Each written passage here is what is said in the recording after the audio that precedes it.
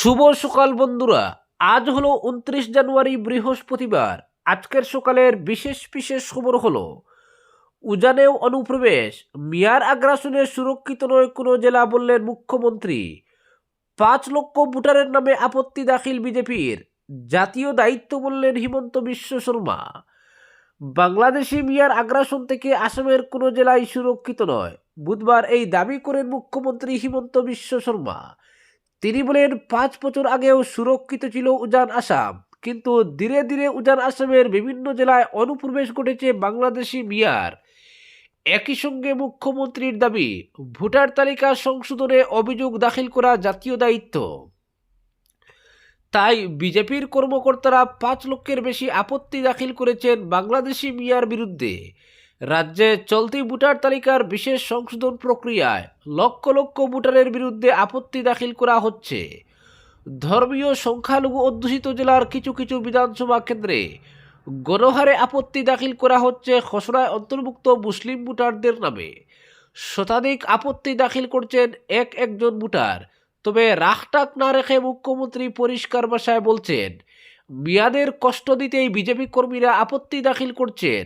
তিনি নিজেই আপত্তি দাখিলের জন্য দলীয় কর্মীদের নির্দেশ দেওয়ার কথাও বলেছেন দ্বিধাহীনভাবে।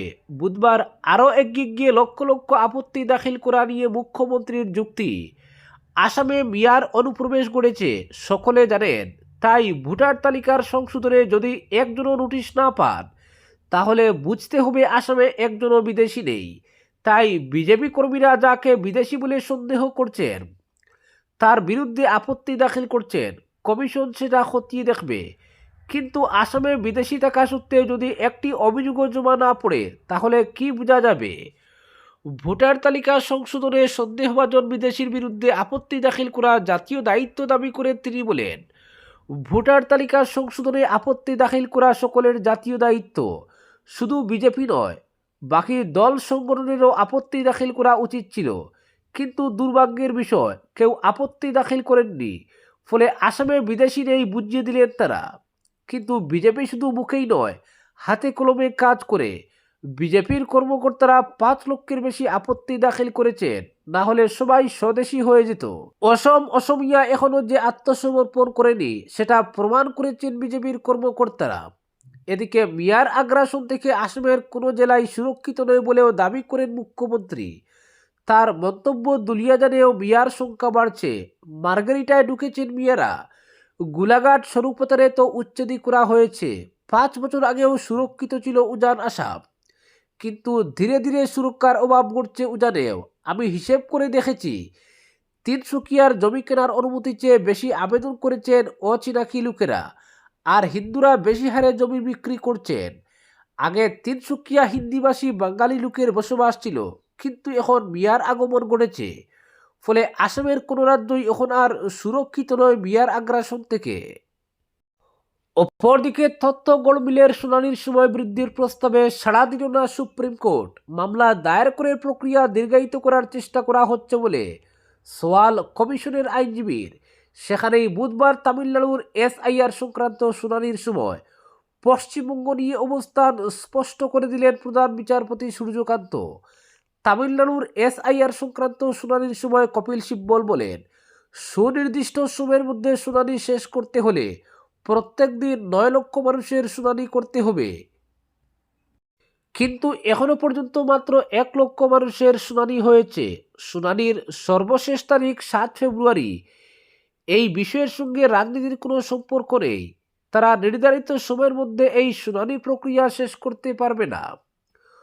প্রসঙ্গত, পশ্চিমবঙ্গের এই সমস্যা নিয়ে আলাদা করে ফের একটি মামলা দায়ের হয়েছে সুপ্রিম কোর্টে। নির্বাচন কমিশনের তরফে আইনজীবী রাকেশ দ্বিবেদী বলেন, এভাবেই একের পর এক মামলা দায়ের করে পুরো প্রক্রিয়া দেরি করানোর চেষ্টা চলছে। এরপরই প্রধান বিচারপতি জানিয়ে দেন, কোনোভাবেই নির্ধারিত দিনের পরে সময় বাড়ানোর নির্দেশ দেওয়া হবে না। এটা করা হলে পুরো প্রক্রিয়াটাই উপহাসে পরিণত হবে। আগামীকাল অথবা সোমবার পশ্চিমবঙ্গ সংক্রান্ত এসআইআর মামলার শুনানি করার জন্য আবেদন জানান সিব্বল। প্রধান বিচারপতি জানিয়ে দেন, আগামী সপ্তাহের মঙ্গলবার অথবা বুধবার শুনানি হবে। অপরদিকে কর ছাড় থেকে কর্মসংস্থান, বাজেট ঘিরে বাড়ছে প্রত্যাশা। 2026 সালের বাজেটকে ঘিরে আমজনতার প্রত্যাশা তুঙ্গে। সাধারণত কোনো সরকারের প্রথম বা দ্বিতীয় বাজেটে বড় চমক থাকে না, সেগুলি হয় মূলত সংস্কারমুখী। কিন্তু এবারের পরিস্থিতি আলাদা। বাজেটের পরপরই 5 রাজ্যে ভোট, ফলে জনমোহিনী বাজেটের সম্ভাবনা উড়িয়ে দেওয়া যাচ্ছে না। তবে অর্থমন্ত্রী নির্মলা সীতারমণের সামনে একাধিক চ্যালেঞ্জ রয়েছে। পরিকাঠামো খাতে ব্যয় বৃদ্ধি, কর্মসংস্থান তৈরি, আর্থিক বৃদ্ধির হার বজায় রাখা এবং রাজকোষে ভারসাম্য রক্ষা, এসবের মুখোমুখি হতে হচ্ছে তাকে। বাজেটে রেলওয়ে, পরিকাঠামো, নগর উন্নয়ন, উৎপাদন, অটোমোবাইল, প্রতিরক্ষা, ইলেকট্রনিক্স, এমএসএমই, পুনর্নবীকরণযোগ্য শক্তি এবং কৃত্রিম বুদ্ধিমত্তার মতো গুরুত্বপূর্ণ ক্ষেত্রগুলিতে বিশেষ নজর দেওয়া হতে পারে। শিল্পমহলের মতে উৎপাদন বাড়াতে ও কর্মসংস্থান তৈরিতে পরিকাঠামোই মূল চালিকা শক্তি। বৃদ্ধির হার ধরে রাখতে হলে বরাদ্দ প্রায় দ্বিগুণ করতে হবে। মার্কিন শুল্ক চাপের জন্য রপ্তানি ক্ষেত্রকে সুরাহা দেওয়া এবং কর্মসংস্থান বৃদ্ধিতে নজর দেওয়া জরুরি। পাশাপাশি স্বাস্থ্যসেবা, পর্যটন, কৃষি ও সরবরাহ ক্ষেত্রেও বরাদ্দ বাড়ানো প্রয়োজন। রিয়েল এস্টেট শিল্পে বাড়তি নজর দেওয়া হতে পারে। বিনিয়োগকারীদের ভালো রিটার্ন দিতে সুদের হারে বড় পরিবর্তনের আশা করা হচ্ছে। ইপিএফও পেনশনারদের প্রত্যাশা, এবার অন্তত পেনশন নিয়ে বড় ঘোষণা আসবে। বাংলা, কেরল, তামিলনাড়ু, পুদুচেরি ও আসামে ভোটের আগে বড় পরিকাঠামো বিনিয়োগের সম্ভাবনা রয়েছে। বিশেষ করে কেরল ও বাংলায় সরকার নজর দিতে পারে। তবে সবটাই এখন জল্পনার স্তরে। রাজস্ব ঘাটতির হার নিয়ন্ত্রণে রেখে এইসব পদক্ষেপ নেওয়া সরকারের জন্য বড় চ্যালেঞ্জ। বিশ্ব অর্থনীতির টালমাটাল পরিস্থিতির মধ্যে অর্থমন্ত্রীর ঝুলিতে কী রয়েছে সেটাই এখন দেখার বিষয়। অপরদিকে ডিলিমিটেশনের নামে বরাক উপত্যকার দুটি গুরুত্বপূর্ণ বিধানসভা আসন কার্যত বিলুপ্ত করেছে বিজেপি সরকার, এমন অভিযোগ তুলেছেন প্রদেশ কংগ্রেস সভাপতি গৌরব গগৈ। তিনি বলেন, কংগ্রেস রাজ্যে ক্ষমতায় এলে ওই 2 আসন পুনর্বহাল করা হবে।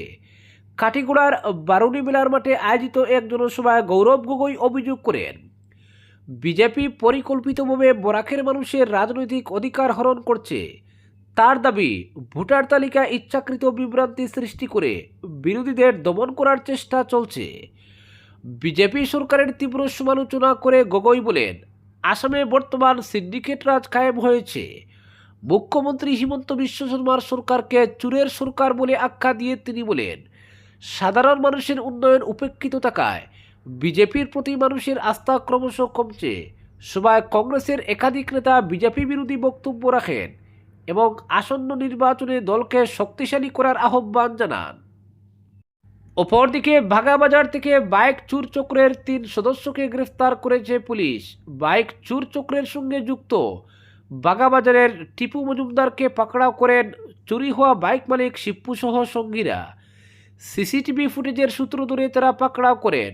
প্রথমে টিপ্পুকে পাকড়াও করা হয়, তারপর গড় থেকে বাকি 2 জনকে পাকড়াও করেন।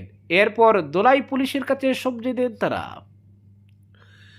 জানা গেছে, গত 22 জানুয়ারি বাগা বনগ্রামের বাসিন্দা শিবপুর একটি R15 বাইক চুরি করে তারা, যা পরবর্তীতে বাংলাদেশে পাচার করা হয় বলে প্রাথমিক তদন্তে উঠে আসে। ধৃত 3 জনের মধ্যে 2 জন করিমগঞ্জ জেলার পাথারকান্দি এলাকার বাসিন্দা কাবিল হোসেন ও সাদিক আহমেদ এবং অপরজন রাজগোবিন্দপুর নাপিতখাল এলাকার বাসিন্দা টিপু মজুমদার। বর্তমানে অভিযুক্তদের দোলাই থানার পুলিশের হাতে তুলে দেওয়া হয়েছে। ঘটনার সঙ্গে জড়িত আর কারো ভূমিকা রয়েছে কিনা তা খতিয়ে দেখতে পুলিশ তদন্ত প্রক্রিয়া চলছে। আজকের বিশেষ সংবাদ এখানেই সমাপ্ত।